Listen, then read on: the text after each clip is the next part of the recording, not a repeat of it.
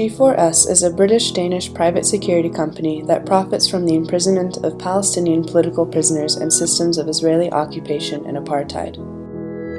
They maintain security equipment at checkpoints, supply security systems and settlements, and post private security personnel at checkpoints and construction sites for settlements and the separation wall.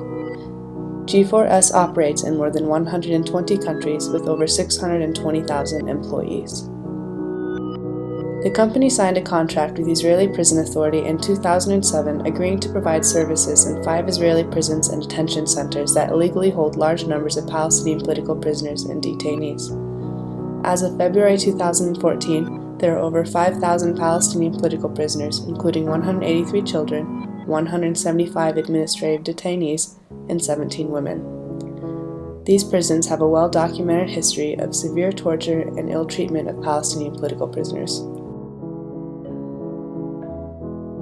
In the West Bank, Israeli military orders dictate that a Palestinian can be interrogated for 90 days and denied access to a lawyer for the first 60 days. During the interrogation period, a detainee is often tortured and subjected to some form of cruel, inhumane, or degrading treatment, whether physical or psychological, and ranging in extremity. Palestinian student Alday Jumhur was arrested on October 16, 2012 and spent 57 days in a G4S secured interrogation center. أنا عدي جمهور من بيت عنان، طالب جامعي في جامعة القدس بدرس حقوق. تم اعتقالي في 16/10/2012 ومضيت سنة يعني، وطلعت في 22/10/2013. طلعوني فوق على المكاتب، طلعت على المكاتب قعدت شوي، اجى محقق عرفني عن حاله، حكى لي انت في سجن، انت في مركز تحقيق ومش حيلا مركز تحقيق. يعني كان اشي مش مبهم، يعني كان لي انت من الاخر انت في مسلخ، يعني انت بتحكي عن الجلمة. اول زنازين دخلتهن تقريبا هن اول 14 يوم، وهن تقريبا يعني ازود ايام صعبة. كان في الطابق ارضي تحت الارض ورطوبة مبينة يعني في المحل، زنازين صغار فيها حمام مفتوح طبعا من دون باب، زنازين ملمسها خشن، يعني بتكون فيها زي شغلات طالعة من الحيط، يعني اللي ما تقدرش تركي ظهرك على الحيط. فيها فرشة بتتسماش فرشة، يعني شبه فرشة انت بتقدر تقول، كثير صغيرة، وفي بطانيات تغطى فيهن. انا حسيت ان الحساسية اللي صارت معي موضوع الجلد هي من البطانيات، انا كنت اتضايق كثير، كان كثير منها ينزل على عيني او يدخل في مناخيري. فقلت له لا انا هلكي بدي، واجل يسكر الباب، دفعت الباب، بحكي لي شو بدك؟ قلت له انا بضلش في زنزانة زي هي، يعني يا دوب الحيوان يعيش فيها وانا مش حيوان. فحكى لي طيب بجيب لك، قلت له بتسكرش باب الزنزانة الا لا تجيب لي.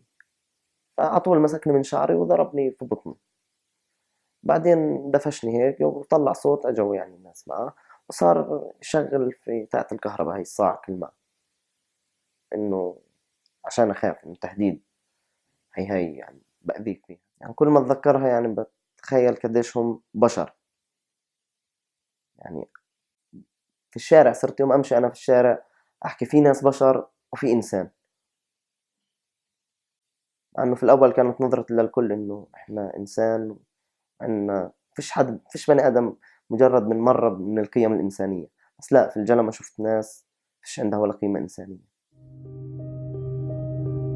Since 1967, 72 Palestinian political prisoners have died as a result of torture, the most recent being Arafat Jaradat, who was tortured to death on February 23, 2013, in a G4S secured prison. According to the joint autopsy conducted by Palestinian and Israeli medical professionals, Arafat was subjected to severe and extensive methods of torture during his interrogation and died of nervous shock. He sustained severe deep tissue bruising, multiple fractures to his ribs, and impact-related injuries to his lungs over the course of the 5-day interrogation period.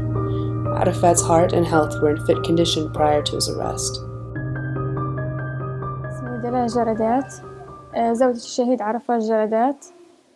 أنا تعرفت على عرفات بالجامعة، كنت أنا وياه ندرس بالجامعة،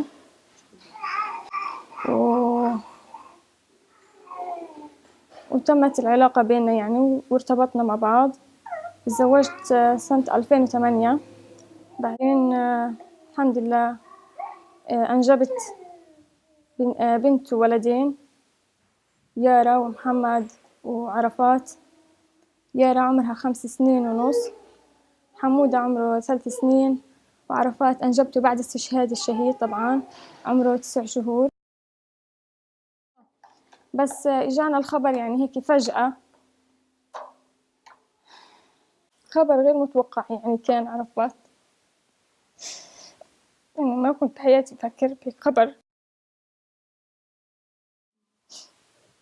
في البيت يعني. يارا دلوعته يعني، لأنه أخذوه الجيش يعني، بس قالهم بدي أودع الأولاد. بس إنه يعني بالأول ما رضوا، بعدين قالوا له ودع الأولاد لأنك يمكن ما راح تشوفهم. رجع وودعهم يعني. كنت حامل أنا محمد ويارا بجنبي يعني، حضن يارا بس محمد، بس حضن يارا أكثر.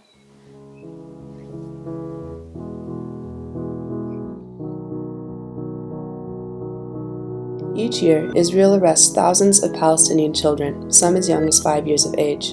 These arrests usually take place during violent night raids by the Israeli army, after which the children will be taken to an interrogation center where they are routinely subjected to ill treatment and torture. According to figures from Defense of Children International Palestine, 3 out of 4 Palestinian children experience physical violence during their arrest, transfer, or interrogation.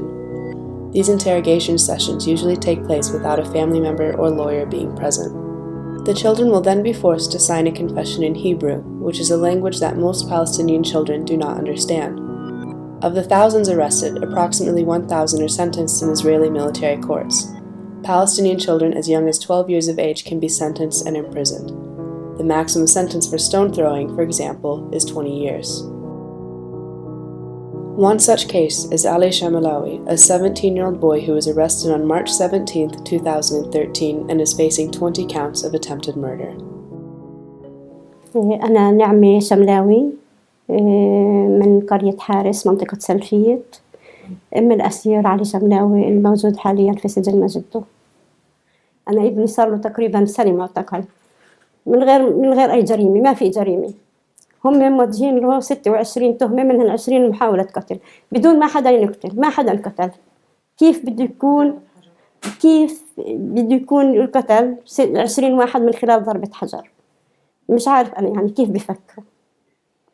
الإجراءات يعني أول شيء البوابات اللي بتدور هاي الإلكترونية، اللي هي لما يمر من خلالها حدا يعني لابس إشي حديد أو إشي يعني بترن عليه، يمكن حوالي 10 بوابات بنمر منها. الإشي الثاني إنه أول إشي بنفوت بنلاقي ناس مكتظين يعني بيطولوا تينادوا علينا إنه فوتوا، يعني نقعد نستنى. شو بنستنى يعني؟ فيش إشي يعني، بس واقفين نستنى تمنهم يسمعوا. وأحيانا في الحرس اللي بيكونوا موجودين بيوقفوا بيننا وبين علي لدرجة إني ما بشوف علي. يعني في مرة من المرات حارس طويل وعريض وقف بيني وبين علي، ما فتش علي يعني، بحكي بكل لي احكي مع ابنك. قلت له شو بدي احكي معاه يعني، مش شايفه، ابعد لغد عشان اشوفه. ما رضي، قال لي احكي هيك. قلت له ما بدي احكي، وروحت. ما قدرت احكي مع ابني يعني، مش مسموح لنا نحكي معاه. واذا بدك تحكي، واذا بدهم يسمحوا لنا نحكي معاه دقيقة. كثير بحب اني امسكه واضمه.